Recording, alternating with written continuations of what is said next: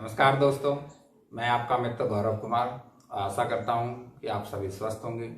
तो आज के इस सेगमेंट में हम बात करने वाले हैं जमानती और गैर जमानती अपराध के बारे में। चलिए सबसे पहले समझते हैं कि इसको कहाँ पर डिफाइन किया गया।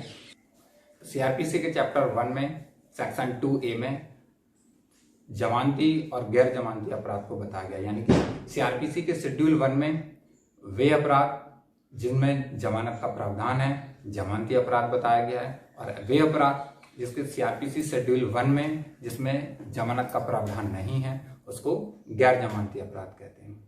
तो इसमें केवल डिफाइन किया गया है सीआरपीसी के सेक्शन 2A में कि ये इनको थोड़ा डिफ्रेंशिएट किया और गैर जमानती अपराध। उदाहरण से समझते हैं कि मान लीजिए किसी व्यक्ति को किसी अपराध के लिए पकड़ा जाता है, तो सबसे पहले उसको पुलिस थाने में ले जाया जाता है। तो पुलिस थाने में ले जाने पर अगर उस व्यक्ति ने कोई ऐसा अपराध किया है जिसमें जमानत का प्रावधान है, तो कानून हमारा ये कहता है कि उसको उस पुलिस थाने से ही जमानत मिलेगी। यानी कि जो आरोपी है, यानी कि जो अभियुक्त है, जिसको हम एक्यूज्ड भी बोलते हैं, अगर उसने कोई ऐसा अपराध किया है जो जिसमें जमानत का प्रावधान है, तो उसको पुलिस थाने से ही जमानत मिलेगी। अगर कोई पुलिस वाला यानी कोई अगर पुलिस अधिकारी उसको इस जमानती अपराध में अगर पुलिस थाने में बंद रखती है उसको, तो ये कानून का उल्लंघन होगा। यानी कि इसके लिए वो पुलिस अधिकारी दोषी भी होगा और उसको इसके लिए सजा का प्रावधान भी दिया गया है। जी हाँ, इसके लिए पुलिस वाले को यानी कि सजा का प्रावधान दिया गया है और ये आरोपी का कानूनी यानी कि इसका ये मूल अधिकार है। जी हाँ, हमारे भारतीय संविधान के आर्टिकल 21 और 22, जी हाँ, हमारे संविधान के आर्टिकल 21 एंड 22 ये इस बात का प्रावधान करता है कि अगर कोई व्यक्ति कोई ऐसा अपराध करता है जिसमें उसको जमानत मिलनी चाहिए, तो ये उसका मूल अधिकार है, ये उसका कानूनी अधिकार है कि उसको जमानत मिले। चलिए अब हम गैर जमानती अपराध को समझते हैं। तो जो गैर जमानती, ऐसा नहीं कि किसी व्यक्ति को किसी अपराध के लिए जमानत ना मिले। तो सीआरपीसी का सेक्शन 57 एंड 167 ये इस बात के लिए प्रावधान करता है कि अगर कोई व्यक्ति यानी कि जो आरोपी है किसी ऐसे अपराध के लिए पकड़ा गया है, पुलिस थाने ले जाया गया है जिसने कोई गैर जमानती अपराध किया है, तो उसको जो है मजिस्ट्रेट के सामने 24 घंटे के भीतर प्रस्तुत करना अनिवार्य होगा।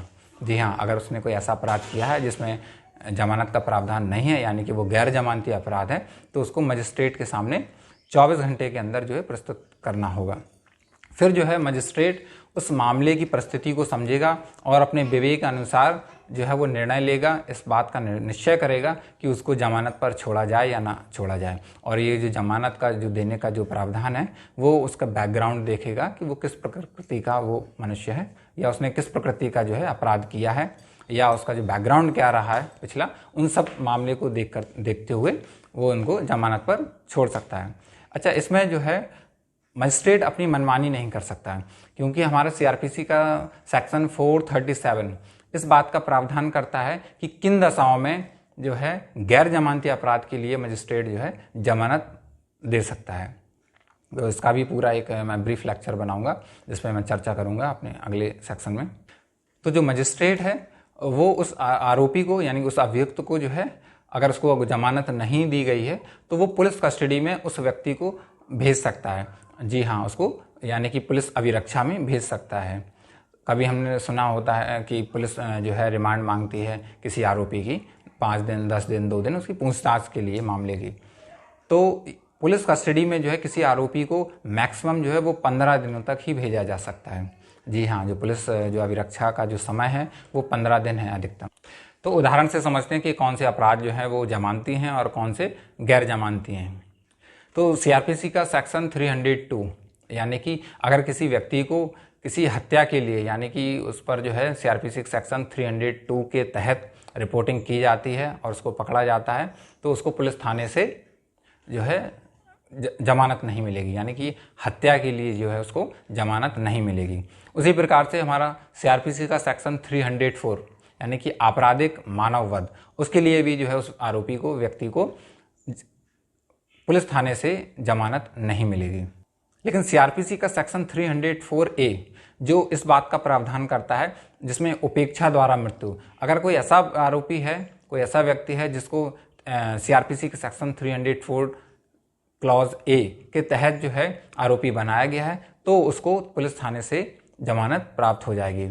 तो आशा करता हूँ आज के इस सेगमेंट में आपने जमानती और गैर जमानती अपराध को अच्छे से समझा होगा। तो जुड़े रहिए अपने फेवरेट चैनल लॉ कंटेंट के साथ और जानते रहिए अपने कानूनी अधिकारों को और कानून व्यवस्था को। तो मिलते हैं अगले सेगमेंट में किसी नए टॉपिक के साथ। तब तक के लिए bye bye, take care, have a nice time.